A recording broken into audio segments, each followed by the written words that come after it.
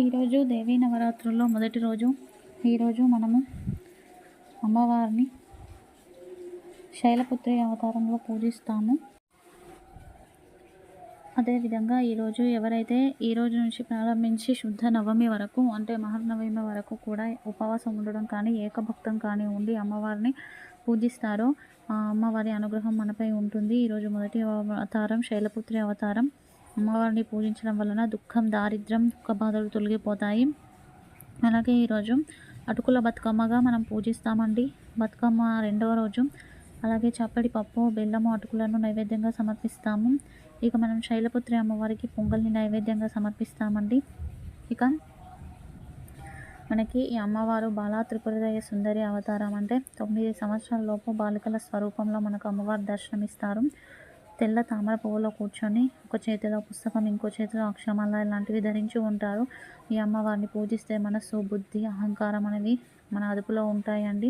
రవిదోషాలు తొలగిపోతాయి. కృతిక, ఉత్తరాషాఢ నక్షత్రం వారు ఏవైతే నేమ్స్ ఆ, ఈ, ఏ, టో, జా ఇలాంటి అక్షరాలతో స్టార్ట్ అయ్యే పేర్ల వాళ్ళు ఈరోజు అమ్మవారిని పూజించాలి. బాలా త్రిపుర సుందరి అమ్మవారిని. సమస్త శుభాలు కలుగుతాయి, కోరిక అనేది సిద్ధిస్తుంది. ఇక ఈరోజు రాశి ఫలాలండి. ముందుగా మేషరాశి వారికి ఆర్థిక విషయాలు అనుకూలంగా ఉన్నాయి. అలాగే ముఖ్య సమాచారాన్ని అందుకుంటారు. ఇష్టమైన ఆహారాన్ని స్వీకరిస్తారు. ఈరోజు ధరించుకున్న రంగు ఎరుపు. పాటించాల్సిన ఆహారం విష్ణు సహస్రనామ స్తోత్ర పారాయణ. తదుపరి వృషభ రాశి వారికి తగాదాలు ఉంటాయండి. ఆర్థిక విషయాల్లో జాగ్రత్త. రిస్క్ అనే పదానికి దూరంగా ఉండేది. రోజువారి పనులకు పరిమితం అవ్వండి. ఈరోజు మీరు ధరించుకున్న రంగు పసుపు.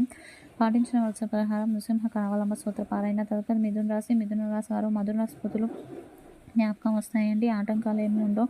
ఆర్థిక ఆరోగ్య విషయాల్లో జాగ్రత్త వహించండి. చికాకులు ఉంటాయి.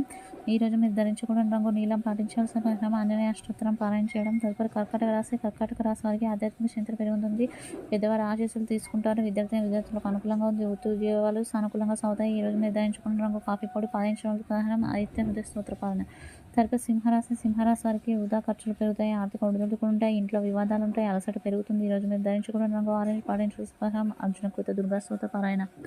తదుపరి కన్యారాశి వారు రకరకాల ఆలోచనలు బాధపెడుతూ ఉంటాయి. పెద్దగా ఇబ్బందులు ఏవీ లేవు. ఇతరులకు సహాయ సహకారాలు అందిస్తారు. ఈరోజు మీరు ధరించుకున్న రంగు గులాబీ. పాటించాల్సిన పరిహారం దుర్గా అమ్మవారి పూజ. తదుపరి తులరాశి వారికి మానసిక ప్రశాంతత తక్కువ అవుతుంది. శారీరక శ్రమ పెరుగుతుంది. ఆవేశం, కోపం, చికాకులు లాంటివి పెరిగే అవకాశం ఉంది. ఈరోజు మీరు ధరించుకున్న రంగు ముద్ర ఆకుపచ్చ. పాటించాల్సిన పరిహారం అమ్మవారిని ఎర్రని పూలతో పూజించడం. తదుపరి వృశ్చిక రాశి వారికి అన్ని రంగాల వారికి అనుకూలంగా ఉంది. ఎప్పటికప్పుడు పనులు సానుకూలపరుస్తారు. ఈరోజు మీరు ఎలా అనుకుంటే అలాగా ఉంటుంది. ఈరోజు మీరు ధరించుకున్న రంగు నలుపు. పాటించాల్సిన పరిహారం శ్రీ శివాయ నమః అనే నామాన్ని జపించడం.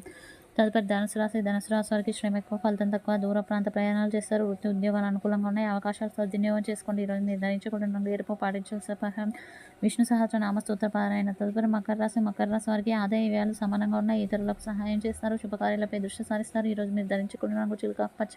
పాటించాల్సిన పరిహారాన్ని ఇష్ట దైవాన్ని ఎర్రని పూలతో పూజించడం. తదుపరి కుంభరాశి వారు రోజువారి పనులకు పరిమితం అవ్వడం చాలా మంచిది. నిందలు, తగాదాలు, చికాకులు పెరిగే అవకాశం ఉన్నాయి. రిస్క్ అనే పదానికి దూరంగా ఉండండి. ఈరోజు మీరు ధరించుకున్న రంగు బూడిద. పాటించాల్సిన పరిహారం దుర్గా ఆపదుద్దరక స్తోత్ర పారాయణ. తదుపరి మీన రాశి వారి క్రయ విక్రయాలు బాగున్నాయి. అన్ని విషయాల్లో ప్రతి పనిలో విజయం సాధిస్తారు. ఇష్టమైన ఆహారాన్ని స్వీకరిస్తారు. ఈరోజు మీరు ధరించుకున్న రంగు వంకాయ. పాటించవలసిన పరిహారం శ్రీరామ రక్ష స్తోత్ర పారాయణ.